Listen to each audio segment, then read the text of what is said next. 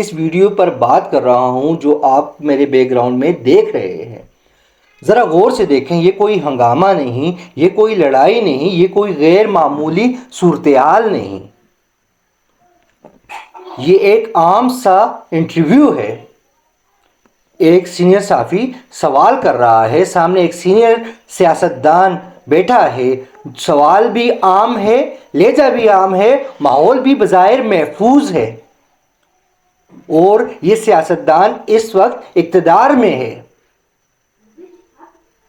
پھر بھی بات مکمل نہیں ہو پاتی۔ یہاں سوال پیدا ہوتا ہے اور یہ سوال بہت سادہ ہے، اگر سب کچھ معمول کے مطابق ہے تو بات کیوں رکتی ہے، کیوں روکا جاتا ہے؟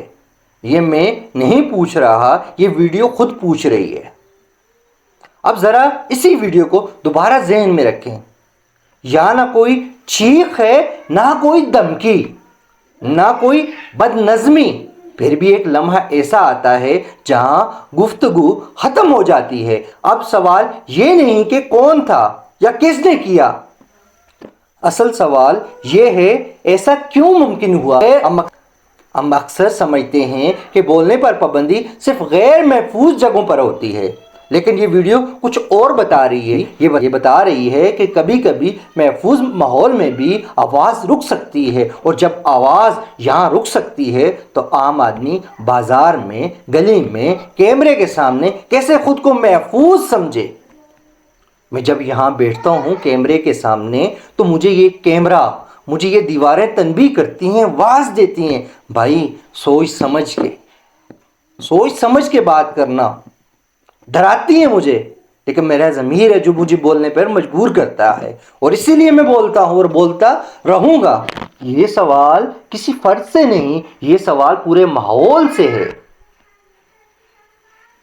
یہ سوال کسی فرد سے نہیں، یہ سوال پورے ماحول سے ہے۔ اب ذرا اس ویڈیو کو ایک اور زاویے سے دیکھیں۔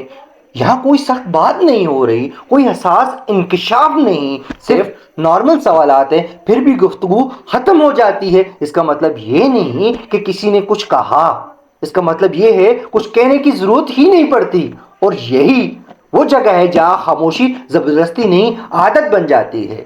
ہمیں اکثر کہا جاتا ہے ڈرنے کی کوئی بات نہیں، لیکن یہ ویڈیو دکھا رہی ہے ڈر اب غیر معمولی چیز نہیں رہا، ڈر اتنا عام ہو چکا ہے کہ اب ہم اسے ڈر نہیں کہتے، ہم اسے احتیاط کہتے ہیں، اور جب احتیاط زندگی کا اصول بن جائے تو سچ خود بخود پیچھے ہٹ جاتا ہے۔ یہ سوال نہ اس صحافی سے ہے